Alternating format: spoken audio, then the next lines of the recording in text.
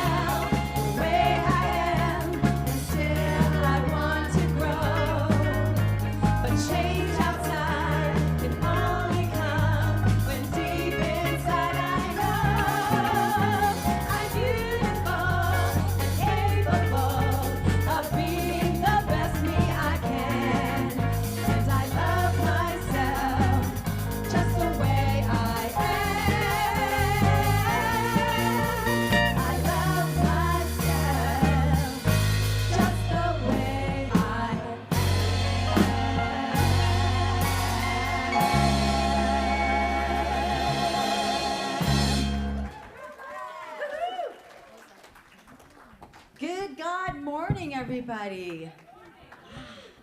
Welcome to the Center for Spiritual Living, Capistrano Valley, to our Sunday celebration service. This is truly a time when we celebrate the presence of God in, through, and as each one of us.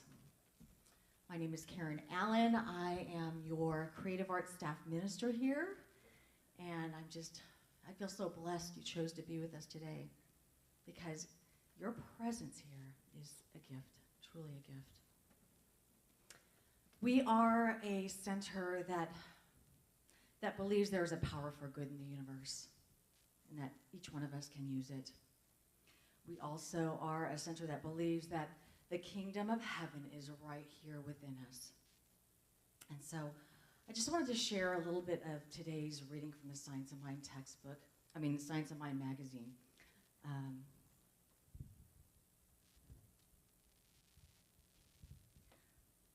Remember, the kingdom of heaven is already in us. We are in it. It is only as we are in harmony with it that we awaken to it. God is perfect. The universe is foolproof. Everything is all right, no matter what it looks like. What are the little chagrins and little cares and the pettiness of yesterday? The kingdom of heaven is bigger and broader and deeper and wider.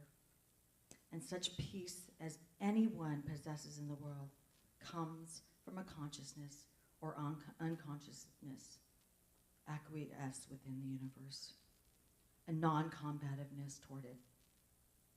God does not have to forgive, for God is eternal forgiveness. But everything that we understand between each other will be forgiven. I do not know when such understanding will come to the world, so our nations will be able to lay down arms. Everything that is in line with unity is in the process of winning. Amen. So let us begin our service with the flames of faith.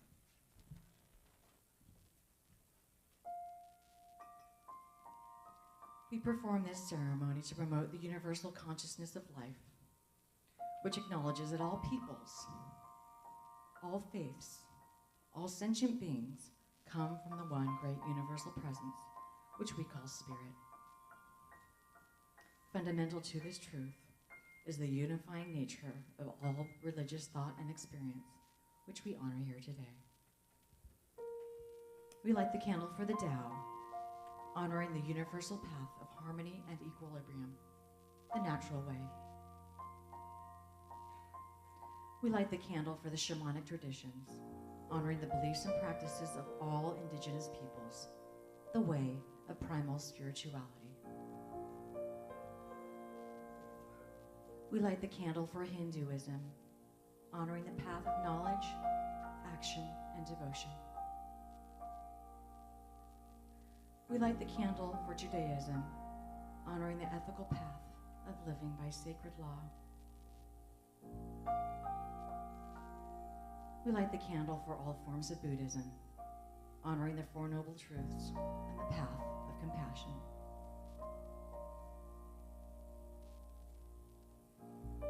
We light the candle for all forms of Christianity, honoring the Christ consciousness as a path of love. We light the candle for Islam, honoring the path of compliance with the will of God as the highest calling. We light the candle for the universalistic religion of Baha'i, honoring the path of unity and peace. We light the candle for all forms of new thought, honoring the metaphysical path of mental healing through the practice of universal spiritual principles. And as practitioner Jody Charton lights the last candle, let it represent the path that you are on today.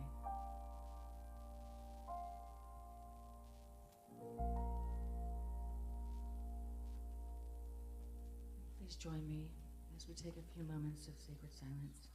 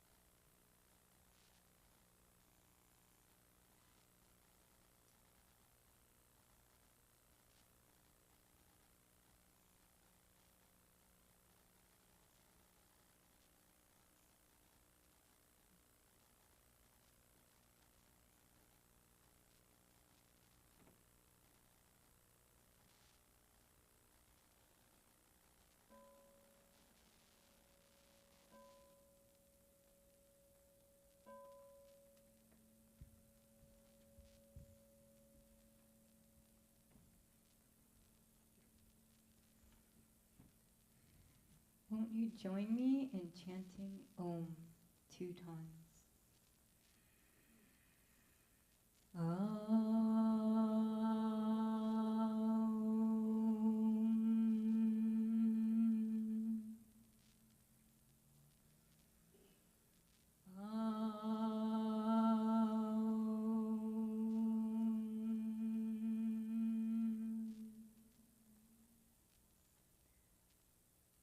Feeling the spirit that is always with us, moving through us with its divine harmony, its power, its poise, its patience, its presence, right here where I am, and right here where each one is.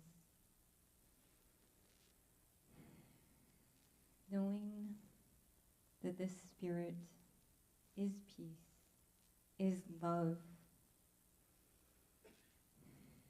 is life. And I am one with it. I am one with all that is, just as I know that each one here is absolutely one with this spirit, with this wisdom and love. And I realize today and every day, but in this moment of right now, each one is absolutely in the right place with peace at the center of their being, with love emanating from their heart,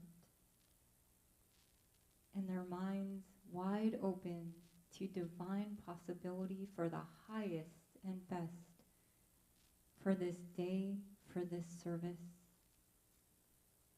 knowing that each one receives exactly the wisdom, the truth, the insight, the love that they need to feel today, that they need to receive today,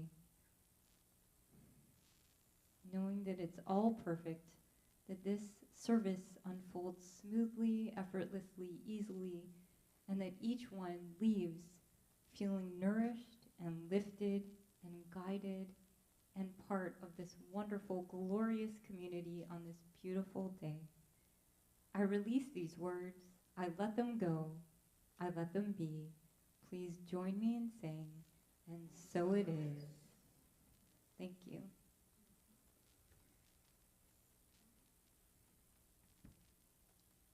Next, we're going to explore our global vision by reading it. I will note that there's a longer version that's in the lobby that you can pick up if you want to see the whole thing. We see a world that works for all, where humanity awakens to spiritual magnificence, where forgiveness is the norm, where resources are valued, cared for, and shared, and where there is peace, harmony, and justice for all. And today's affirmation, please join me. I trust spirit as I let go and lean into curiosity and vulnerability, and so it is. I feel like we need a little more energy behind it. Can we try it again? Okay. So I trust spirit as I let go and lean into curiosity and vulnerability, and so it is. Thank you. Thank you, Jody. And now it's my honor and pleasure to welcome up to the platform SCSLCV favorite, the beautiful, the talented Jennifer Trevor.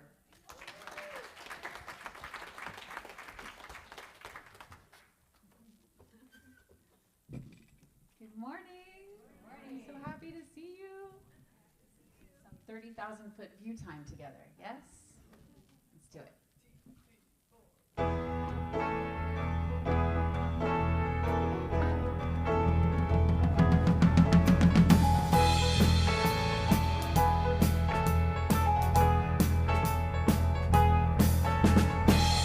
If you wake up and don't want to smile,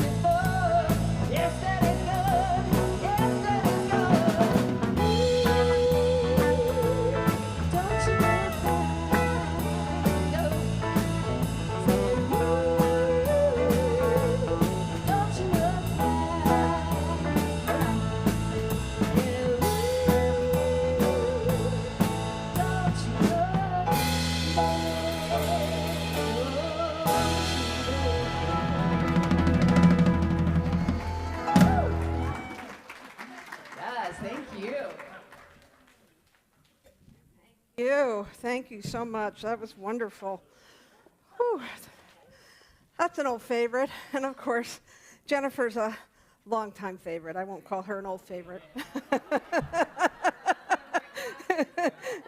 If I want her to come back. Thank you, Jennifer.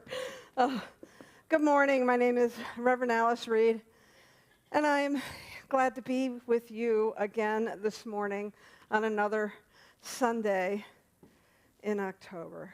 Yes, October, a wonderful time of year. The weather changes, and we have an opportunity to watch the transitioning of the world in the form of nature. Even here in Southern California, the flora and the fauna begin to make their transition into wintertime for what it is in Southern California. Having grown up on the East Coast where we had 4 seasons, even you can bring the East Coast girl to Southern California, but you can't make her forget the seasons. So I'm happy to be here with you today. And we are in week 3 of our Let Your Love Ripple Outward Committed Giving program. And so many of you, as you walked in the door, received a program with all the fun things we're doing this month. You also received a commitment card. I want to let you know that this is your opportunity to either tell us that you're going to be continuing to commit to us at whatever financial level you have been, or perhaps it needs to adjust upward or downward. But whatever you put on the card will supersede what we have on file for you. So not to worry. This really helps us because we're doing our budgeting. And I want to sort of weave this into the town hall meeting that we had last Sunday after our celebration service, where we looked at our values and looked at some of the things that challenged us, and began to, and one of the really interesting things that came up and bubbled up as I was facilitating that conversation with our board president, Jody Charton, was that you said you want it all. You really said you wanted it all. And then you said you wanted some more, right? And so I encourage you to fill out those cards so that we know what your commitment is, what's the investment that you want to make. You know, somebody asked somebody in another meeting I was at, how do we grow our movement? We grow our movement by investing in it. And so I hope that you'll invest in this community, which is also investing in your own spiritual path, which is also investing in the rippling outward that we do in the greater community, and which eventually affects the world. Because, you know, we think in these big ideas about how the world has to change, but honestly, it changes one moment, one behavior, one action at a time. And your financial gifts here, your contributions, your investments really make a difference. So thank you. If you have any questions, if you have any concerns at all, you can talk to myself or Reverend Karen. Either one of us will try to help you with that. So just a little top notes about our town hall meeting. The top 3 values, as I did some synthesizing and bringing them forward and trying to boil it down to the top 3 things. The top 3 things you really value are inspiration, community, and programming. And inspiration included things like ministerial staff and the inspirational messages. Community represented, I heard you labeled it in so many different ways: spiritual family, friendship, safe place to be, being an inclusive community. And then in programming, you talked about our music and our teaching center. You talked about our youth and the things that we do to support young people and families as they're coming up in the world. And so these are the top 3 values that we have. And so those are the things that you'll be investing in. And there is a larger version of a summary that I did of all the things that came up at our town hall meeting, and you can see it on the kiosk on your way out. And Pam, we'll put that on the website maybe so that people can also see it there. Because it's nice to begin to, focus on the things that are important to us and begin to see ourselves in community and the things that we value. So this month, this year, we're living out loud. And this month, we're playing with paradox. And today, we're talking about shaking up your worldview. And so today, I want to talk about paradox. I want to talk about racism. I want to talk about the conflict in the Middle East. And I want to weave it into this idea of shaking up our worldview. And I'm going to bring in Sean Ginwright's book, The 4 Pivots. The subtitle of this book is Reimagining Justice and Reimagining Ourselves. And what I found with this book, we've been studying it. I mentioned it about a year or so ago here. We've been studying it at the global CSL level. We've been doing a book study with ministers and practitioners. About 150 of us meet once a week to go through each chapter. And what I found is that the same principles and approaches that Sean Ginwright uses for the 4 pivots apply to social justice, they apply to world conflict, they apply to centers like ours that are looking at what is our next yet to be. And so I'm going to share a little bit about that as we look at all of these things and how they come together. And so paradox is described as this way of looking at 2 disparate ideas and finding the connection, right? You have to give it away to keep it. You have to surrender to win. 2 different ideas that actually there's some common ground in the middle. And I know it's abstract, right? It's very abstract to look at these paradoxes. And so if I applied it to our teaching, we have a teaching that's open at the top, that talks about an evolutionary process that we tap into that is forever evolving and changing. And then you hear our practitioners and ministers pray, and they say, I know this, and I know that, and I know the other thing. And so if you know something, how does it change? How do we evolve, right? I think it's a little bit of a paradox in and of itself. And so I wanted to read to you, Reverend Chris Alexander, who's a young minister in Virginia. And she writes, "The science of mind is a spiritual philosophy founded on Ernest Holmes' ability to stay curious and vulnerable. His voracious appetite for knowledge and understanding led him on an incredible journey of curiosity that we continue to benefit from. By staying open at the top and looking at the many paradoxes of life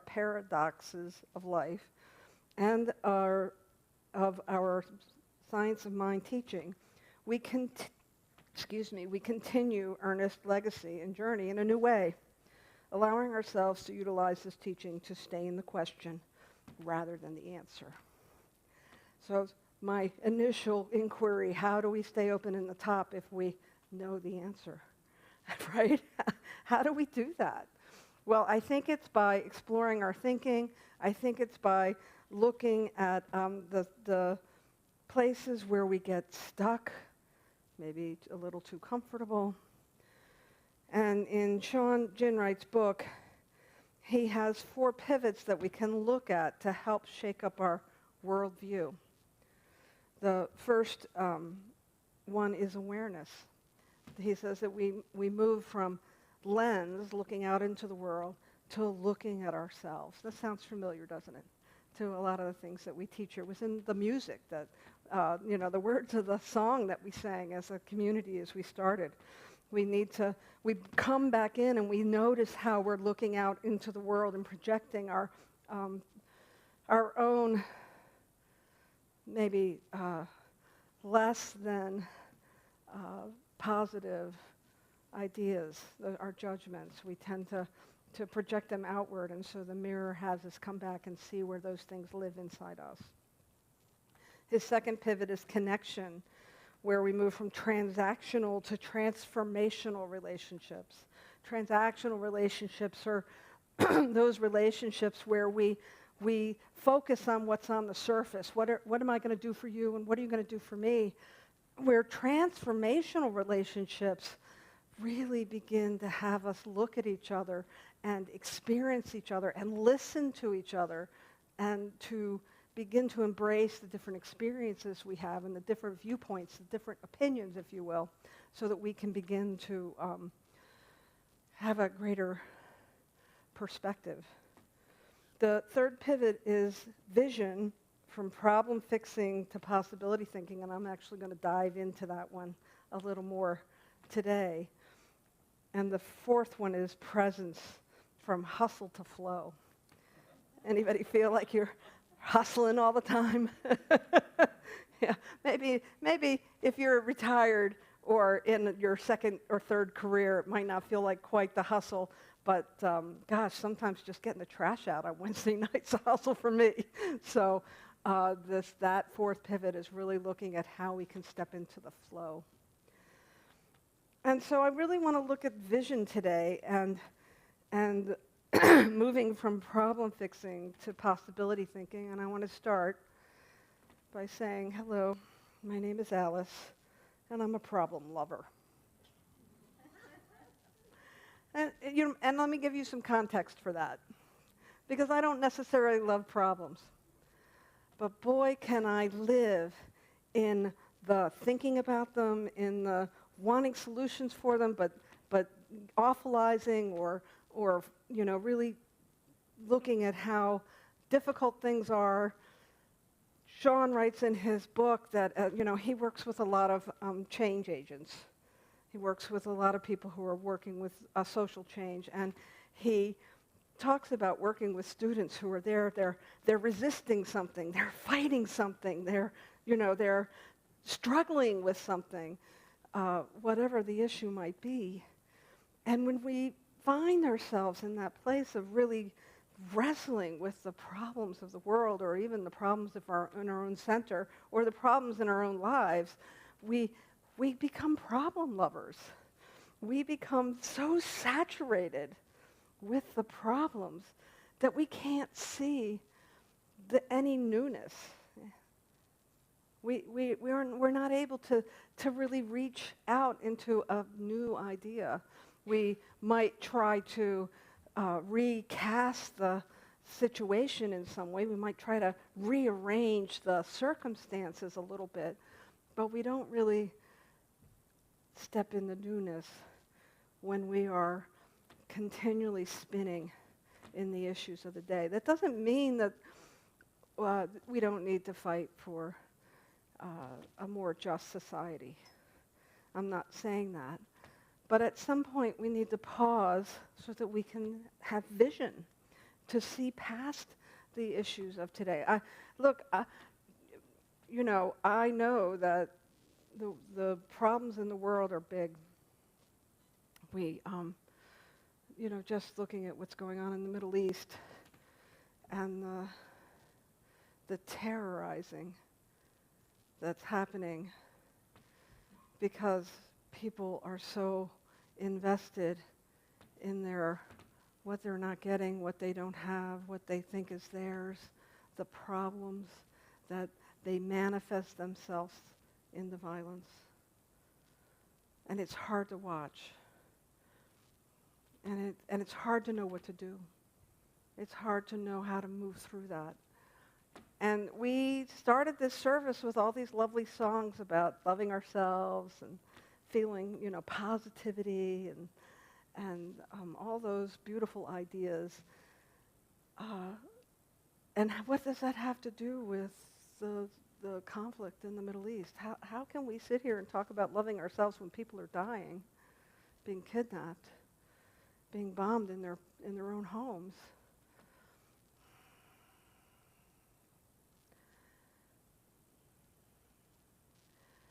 Well, if you looked really closely at the words of those songs, it really talked about weeding out the places in us that stay stuck in othering, that stay stuck in projection and looking outward towards the problem as opposed to coming to a place of being centered, getting grounded in spirit, and being available to something new.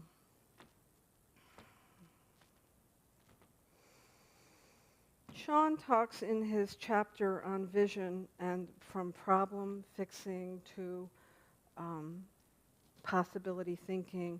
He talks about how we get to this place that we're at, whether we're talking about the conflict in the Middle East or whether we're talking about institutional racism in our country. He looks at this, he refers to it as an iceberg, and I think of it as layers, that oftentimes when we get concerned about an issue, there's some kind of an event. The first layer of that iceberg is the event that comes up, that gets our attention, that, tears at our heart, that where we want something different.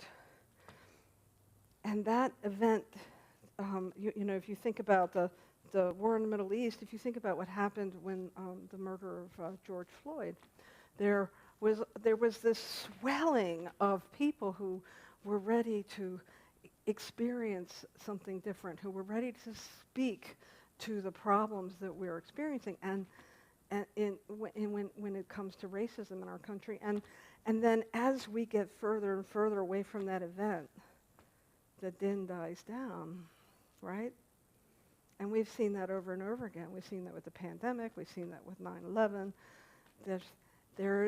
Usually we get stirred up by an event. And Sean talks about the thing that's underneath that is our patterns. We have events that are triggered, that trigger our patterns, and these are patterns of being, patterns of the way we are over time. They're the trends in our own lifestyle and the way we conduct ourselves in the world. He says the next layer under that is structures, which are the relationships to our patterns, and then underneath all of that, down at the bottom. And I would say, even though we talk about cause being, we have this V and the teaching symbol where it's cause, seed, soil, and the plant, causation, law, and the form. But Sean's talking about what is it that's underneath everything. And that is our mental models, which are our assumptions, our beliefs, and the values that we hold. And it's hard to get to that place, right? Because we're up here reacting to events as opposed to looking at the mental models that we hold. And he uses some really wonderful examples of this where he tries to look at our perspective with all of this.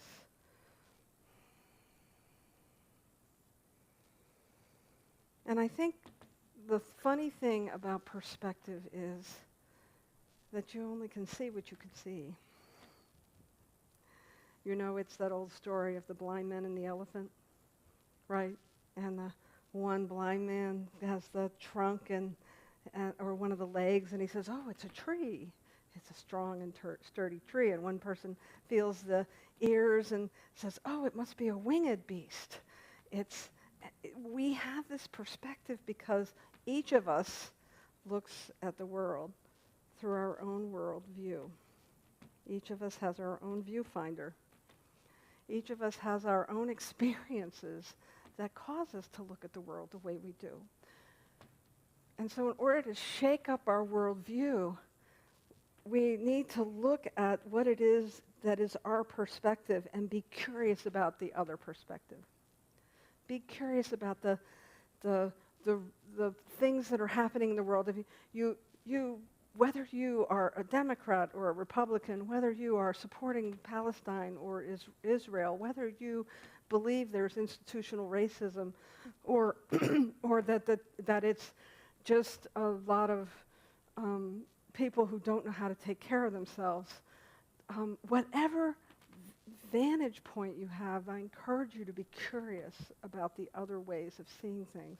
And the reason isn't to adopt a new worldview. The reason is to shake up your worldview, to begin to question what it is that you see out in the world, and to begin to help your mind to open up to new ideas. Excuse me. If we are going to create a world that works for all, this is really a big vision. It's a beautiful vision.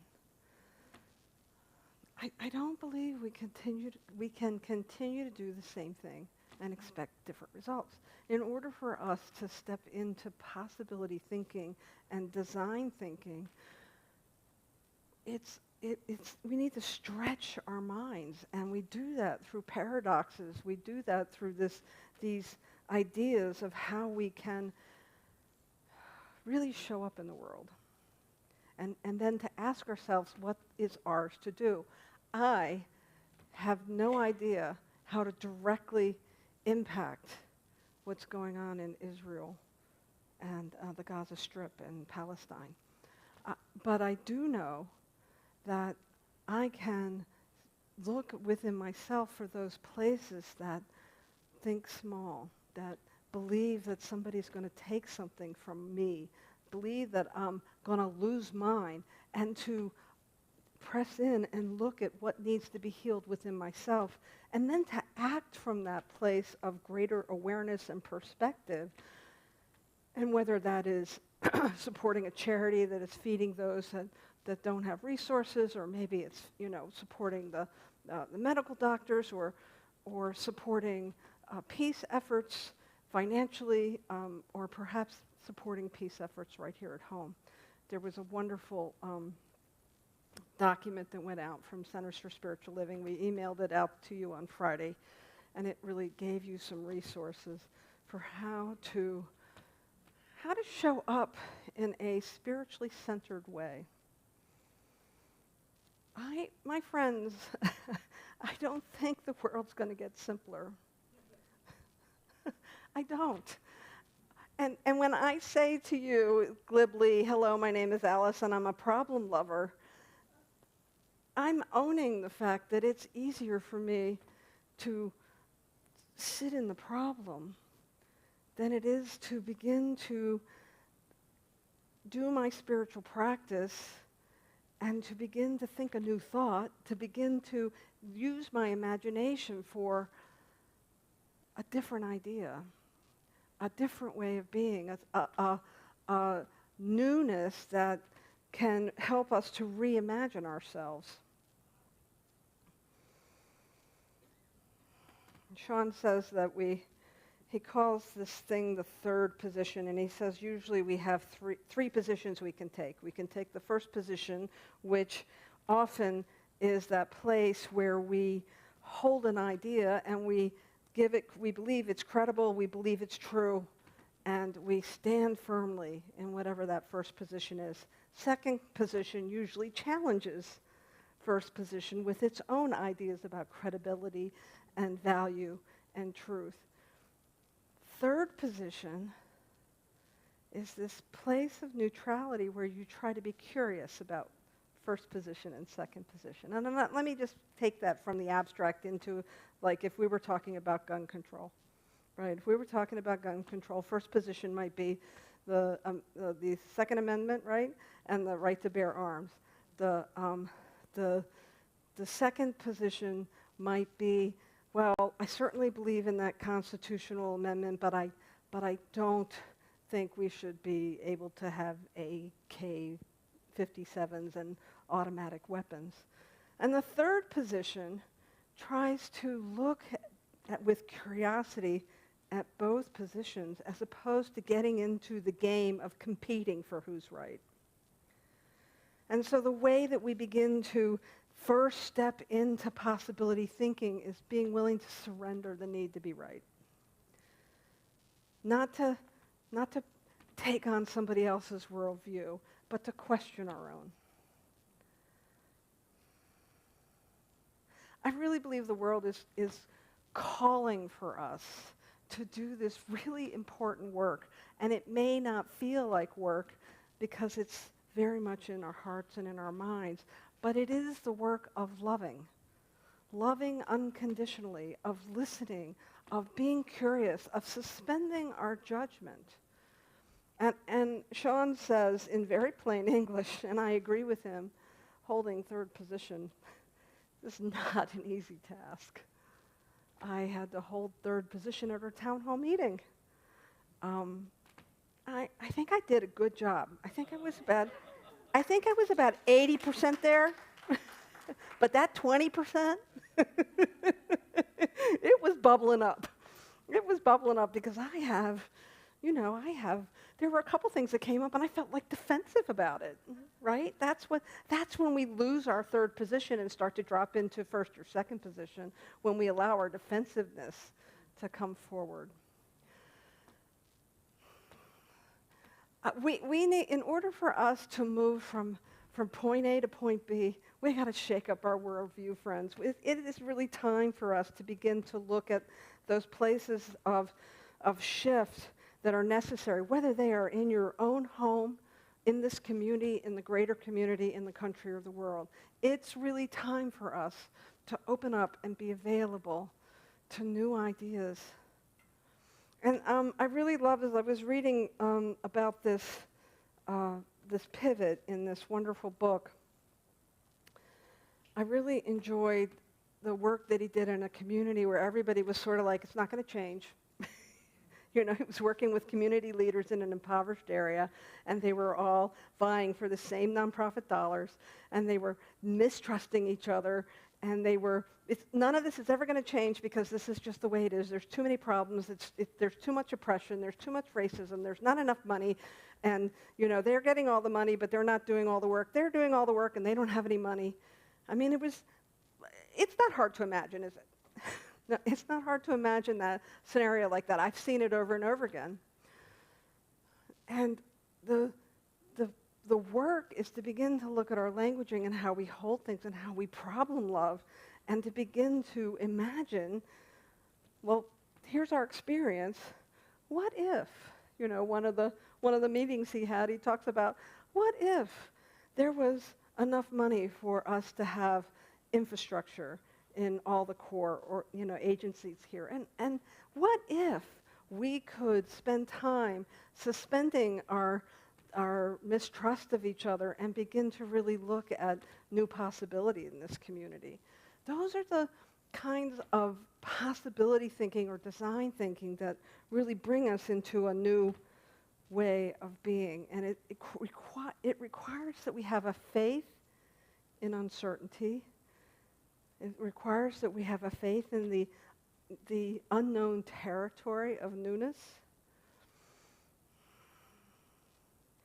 And it's hard, isn't it, to have faith in what we can't see? It's hard for us because I see all this happening over here, and it's got to change, and I got to get involved in it. But what if there's a third position, a third way, a new way of seeing? And that's what we've been talking about all month with this idea of paradoxes, that if we can let go of the seemingly this is opposed to this and find that common ground. Troward talks about it as the alignment of our will and of the power of the universe. And when we are in alignment with God, if we're in alignment with Spirit and we bring our will to that place, that is when the magic happens. That's when creation happens. That's when really juicy things can come up. But we have to be available for it. I'm going to, I'm way over. That's a big topic. So the kingdoms of consciousness, if you're not familiar with this model, I'm just going to talk about the four kingdoms, the way I see us moving through this change. The first kingdom is that place of victimization, and it generates fear. The second kingdom is that kingdom where we think we're powerful and can fix everything. The third kingdom is that kingdom of faith, where we trust that something larger than us is moving through us.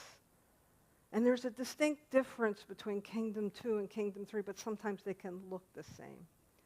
The difference really is that I'll call it an egoic attachment to what I'm trying to create and fix versus trusting and allowing and letting be and raising my awareness so that I can see what's in front of me and the next right step to take. And the fourth step is fruition, the Kingdom 4, as we move from fear to fixing to faith to actual demonstration. I know these are difficult ideas to grapple around, but we have to. We have to grapple with them. We can't expect to create a world that works for all if we're unwilling to be that place where love shows up. I'll end with this, that there's this wonderful quote in the Bible from the master teacher Jesus as he's talking to his disciples. And he says, if you love each other, everyone will know that you are my disciples. And if I was to metaphysicize it, he's simply saying if you love each other, everyone will know love. If you love each other, everyone will know love.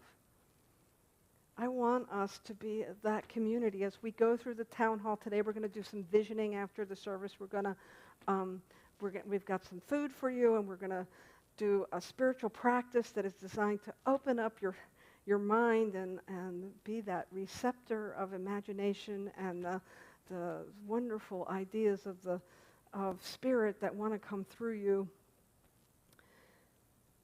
And I have a vision for our community that we are known for our love. That when people say Centers for Spiritual Living Capistrano Valley, that it creates such a deep ripple outward because not only do we love each other, but we love our community. And we find those connection points where we can have greater awareness and where we can have greater connection and where we can have great vision and where we can have great presence. And that starts with the love that we have for each other and allowing that to ripple outward. It's a beautiful vision, and I think we're up to it.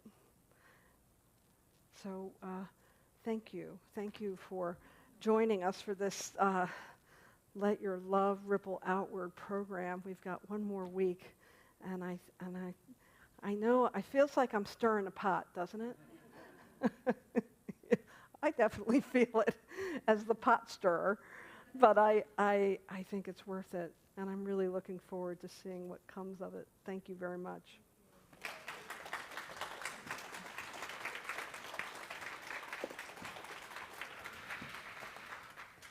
Okay, so let's pray, and I'll be brief.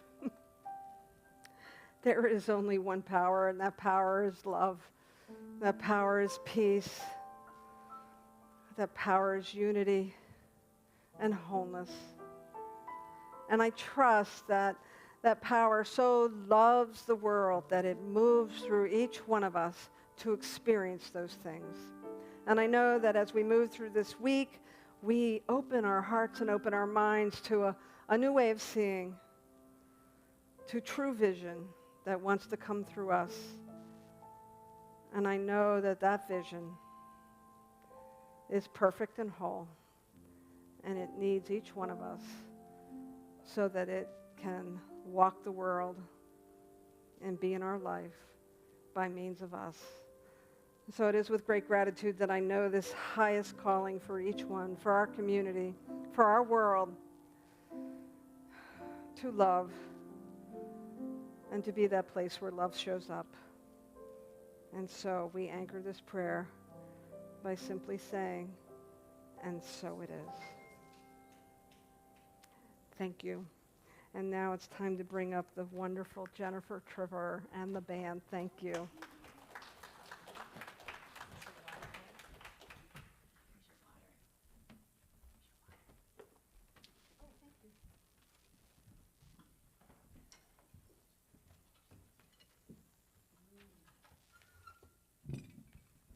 So I always say how you're the gift to me when I get to come and sing here, because I leave so filled, you know? And we're always like motivated and, you know, so the paradox of this song is let's all be motivated to go out and sit still. Yes? It's a beautiful song.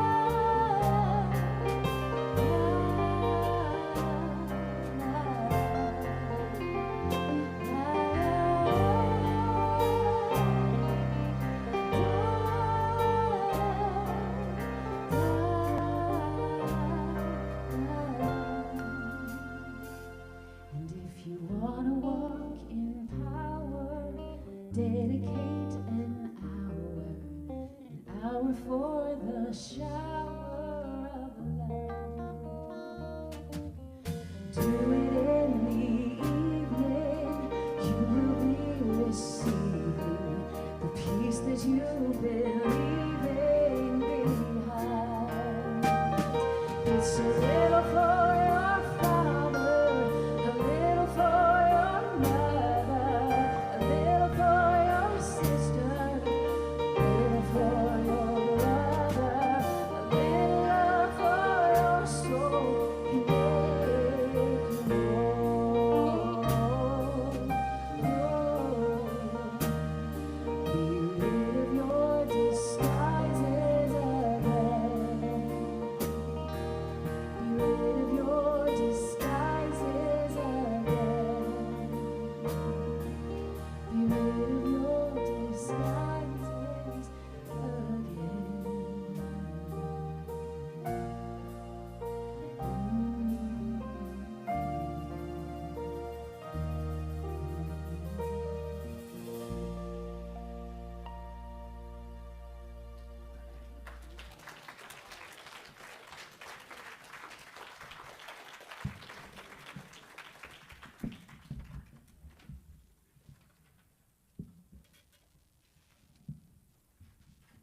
Thank you so much, Jennifer. I just love having you here. Let's give her another hand.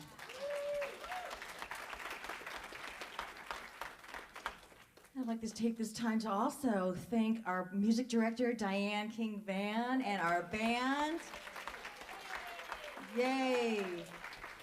And our songbirds for leading us in song this morning. And now it's time for our conscious committed giving portion of our service. But before we do, we wanted to show you a short video, and it's about tithing from Mary Brogdon. Enjoy. So, Mary, tell me what you taught.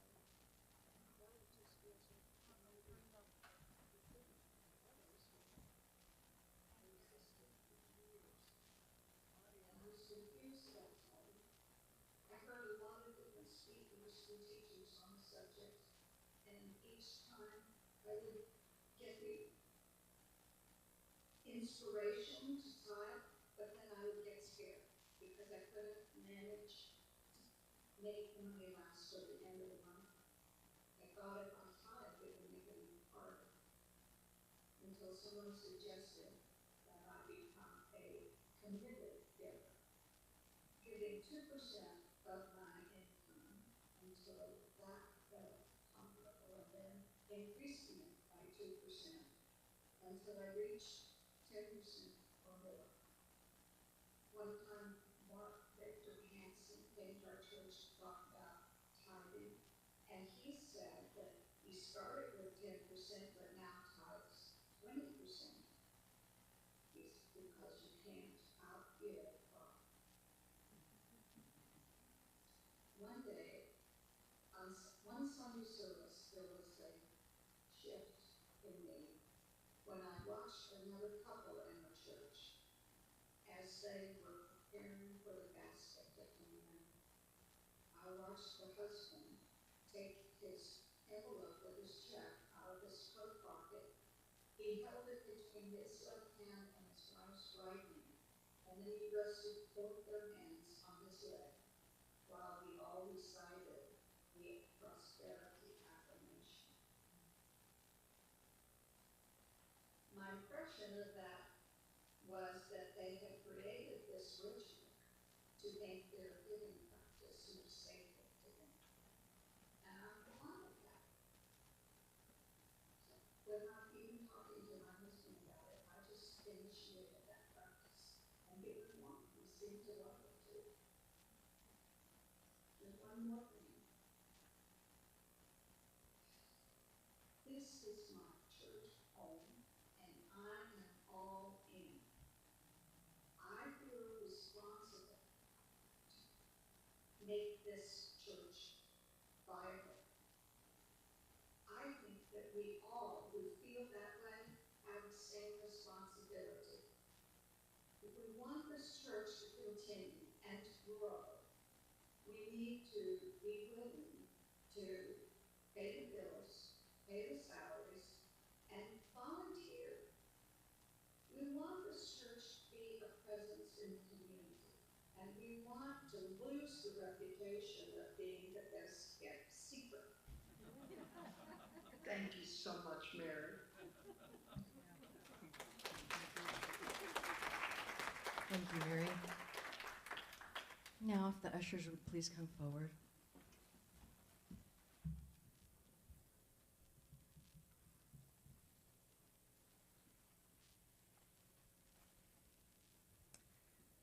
And if this is not your Sunday to give, or if you give online, I invite you to grab a blessing card from behind your chair and put it in the basket as it passes, or if you choose, just put in some love. And so let's say our prosperity affirmation together. My offering is my acceptance of God as the source of my supply and symbolizes my faith in the abundant flow of this supply.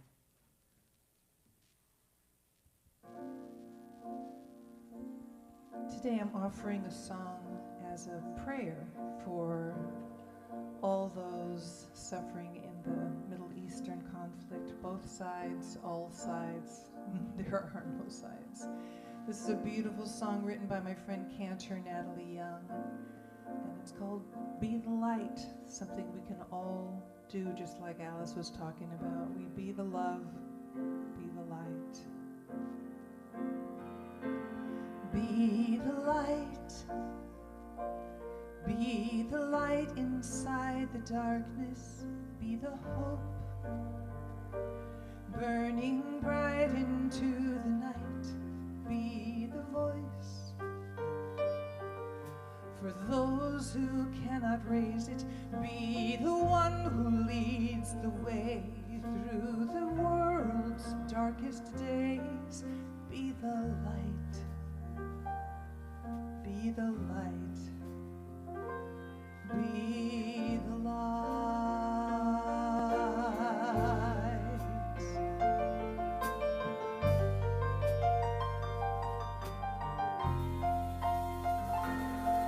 When days feel long and all that's left inside you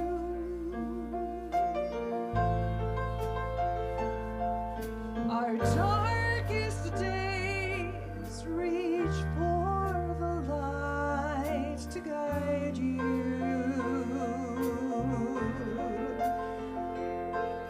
The miracle of change begins with sparks of light we find within that shine.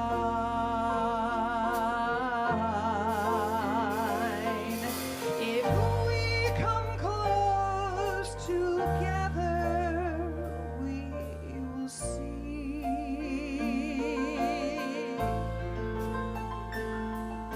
a people strong, a shared humanity.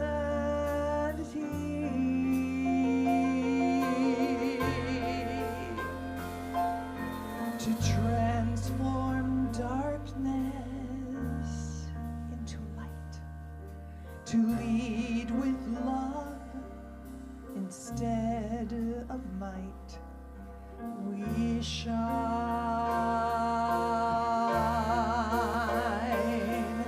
we shine.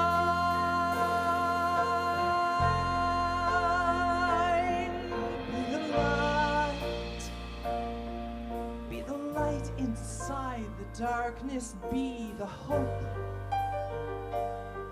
burning bright into the night, be the voice for those who cannot raise it, be the one who leads the way through the world's darkest days, be the light, be the light, be the light.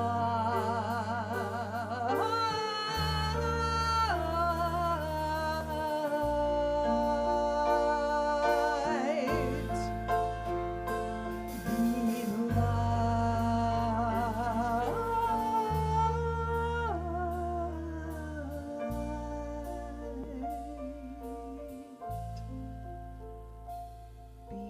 the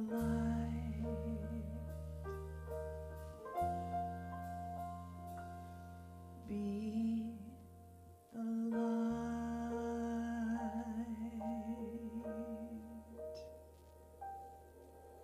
Be the light.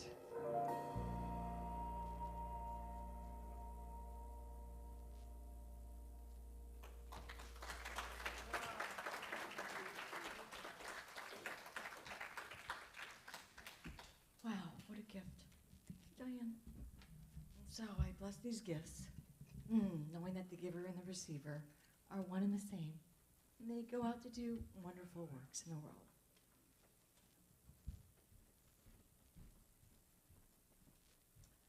All right. So is there anyone who is visiting us for the very first time? You're going to raise your hand. We have a gift for you. No one today. So welcome back, everybody. So our center would not exist without the good work of our volunteers. So if you have volunteered this week in any way, shape, or form, please stand and let us give you a lot of love. Yay. And if the practitioners would remain standing, these are the people who have been trained in the art, the act, and the science of affirmative prayer. And if you'd like to see some changes in your life or simply experience more good, avail yourself of one of these people. Sometimes when we cannot see the light ourselves, they can see it for us. So you can make an appointment with one of these people, or today our gift to you. Each Sunday is a 1-minute miracle after the service, so go to the tables in the back of the room or in the tranquility room. And now I'd like to invite up Clark Wilson with our invitations. We're running late. Conscious Connection is taking a break in October because, of course, Mary Brogdon is exhausted after making that video. Each week there is a different activity planned for everyone following the service. Help yourself to lunch. There's some of that back there now. And stay for the visioning and play shop. We're going to do rock painting. Ooh. That follows today's service.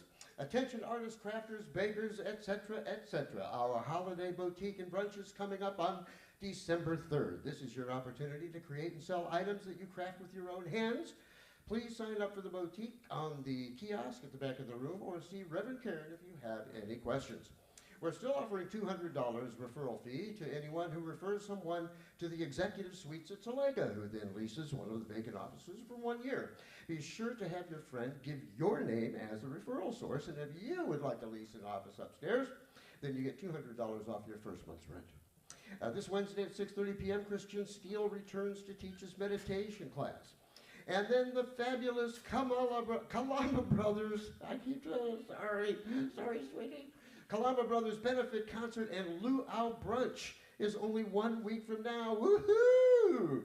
You don't want to miss this event on October 22nd after the service. Pick up some postcard advertisement in the lobby and spread the word. If you are willing to do some food prep for the luau, please speak to Jamie Kalama. Jamie, they're making you cook? I'm going to talk to those boys. November 5th, we'll have our second annual Homecoming Sunday. There will be the usual first Sunday potluck, plus a celebration of our 55th anniversary. The first Church of Religious Science of San Clemente was chartered in 1968. In addition, we will honor our legacy members, those who joined us 25 years ago. We have thank you very much. We have 3 weekly small groups, which are open to anyone and everyone. Wednesdays with Mary is a book study on Zoom. The book is called Breaking the Habit of Being Yourself by Joe Dispenza, and Lord knows I've tried. Shifting Sands meets on Thursday, both in person and on Zoom. There will be a guest presenter this Thursday who will talk about feng shui and its relationship to sacred geometry and quantum physics. Relax, there will not be any math for you. Coming Home, Awakening the Spirit on Friday mornings at 8 a.m. on Zoom. Read about these and other activities here at CSLV in this colorful flyer located in the lobby. And now it's time to sing.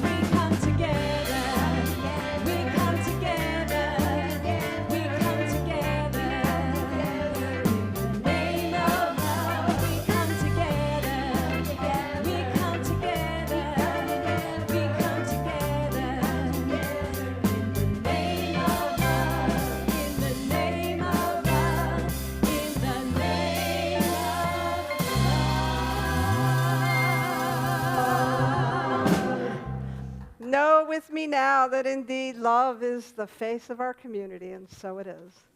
So it is.